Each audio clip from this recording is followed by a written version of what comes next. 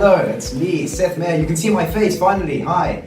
Attach that sexy voice to the sexy face, yeah. Okay, I'm here with Dawud and Timothy Mayer. You can see them too. It's amazing, isn't it? Yeah, we've evolved out of the audio age and now we're in the audio visual age. So this is our first movie review that you'll be able to see us speak.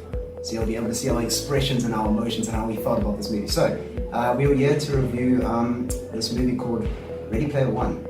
3 keys.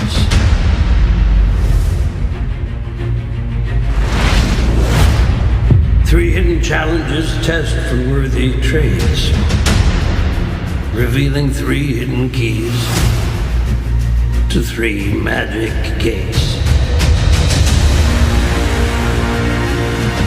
And those with the skill to survive these straits will reach the end.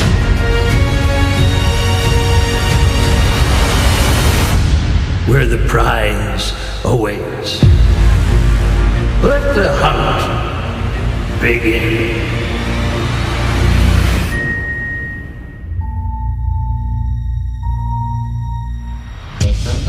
I'll go first. Yeah. Purely because my opinion matters. Okay. So for me, Ready Player One. Like I watch a lot of movies. I don't know if you guys can tell, but I think it's one of the best movies I've seen in my entire watching career.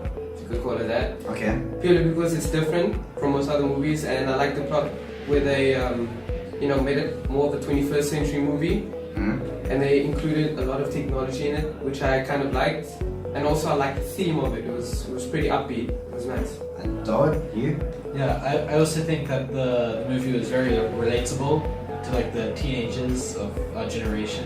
It's like everyone's playing video games, so why not make video game movie? Okay, awesome. Yeah, so for me it was a lot, it was really great because I heard about this movie initially when the trailer came out and I didn't really know what it was about.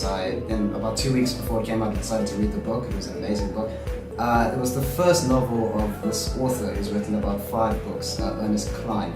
And so he wrote the sci-fi novel which is like this amalgamation of pop culture themes and video games, and it was called Ready Player One. And it turns out when you combine this awesome theme with an awesome director, Steven Spielberg, it turns out to be a pretty good movie. So Ernest Cline is sitting here, and Steven Spielberg is sitting here. They're not really sitting here, but you'll see them in the video. And I'm Seth Mayer, and I'm sitting next to Spielberg and Ernest Cline. Okay, now we're gonna move on. Cast. So we had really like a dynamic of 5 characters in this. In the book, there's a dynamic of 5 characters, and they're called the High Five, which is basically the 5 high scorers in this virtual reality game called The Oasis. So the movie starts out with our protagonist Wade Watts, played by Ty Sheridan, you've known from X-Men movie, and his role is what's essential because it starts out with him, and he's basically plays this boy who lives in a post-apocalyptic world where everything is just terrible, and everyone escapes this world by entering this VR reality known as the Oasis.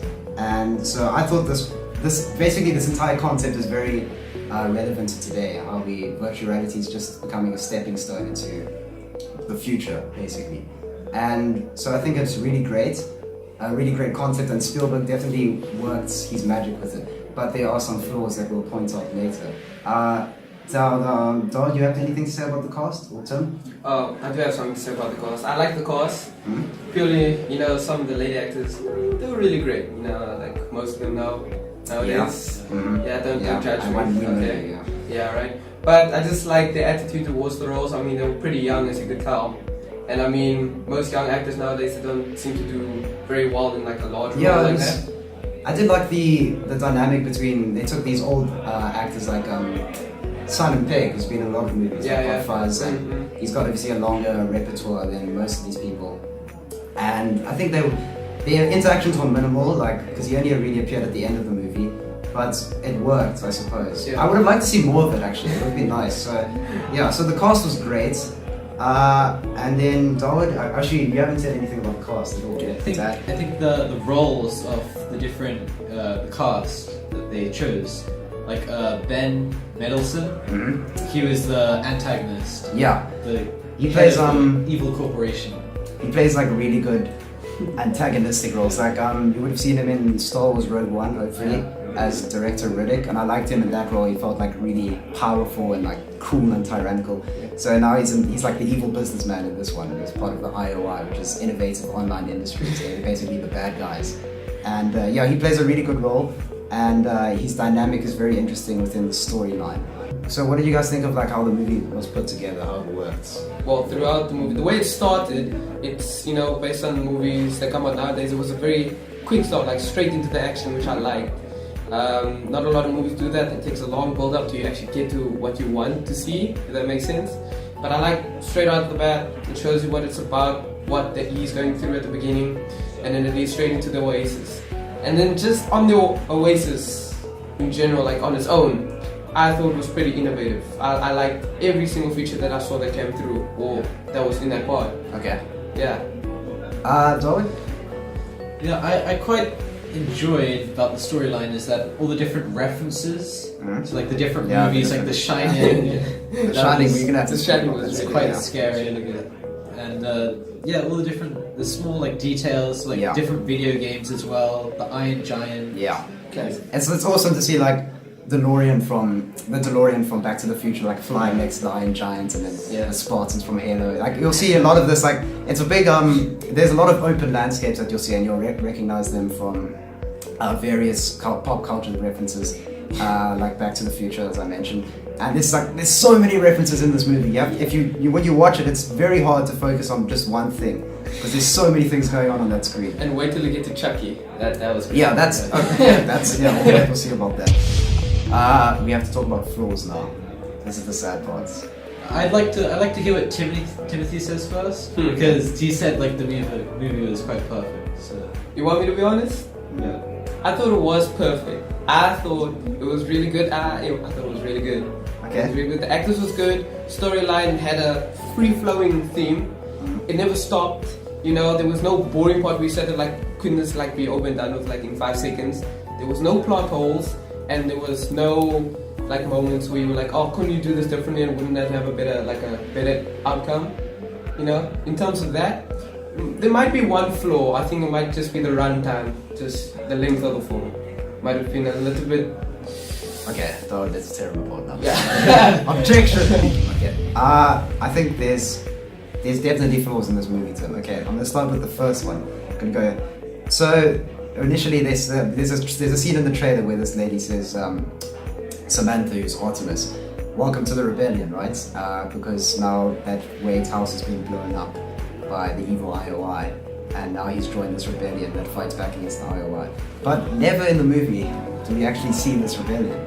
It's just them, two of them sitting on a rooftop having a conversation, and then the IOI busts into a garage, and then he escapes. We don't see any.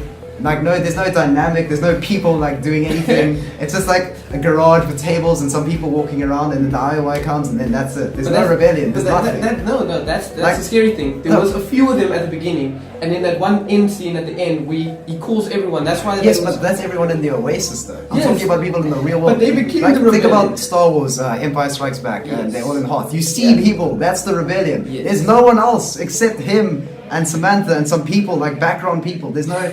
The rebellion doesn't have like, they speak about this rebellion, but there's nothing. Don't get me wrong, that's why Star Wars is worse than this movie, because... okay, that's... Yeah, I said it. Alright. It's like when they go into the Oasis, which is the virtual reality, it sounds like it's limitless, like you can do anything.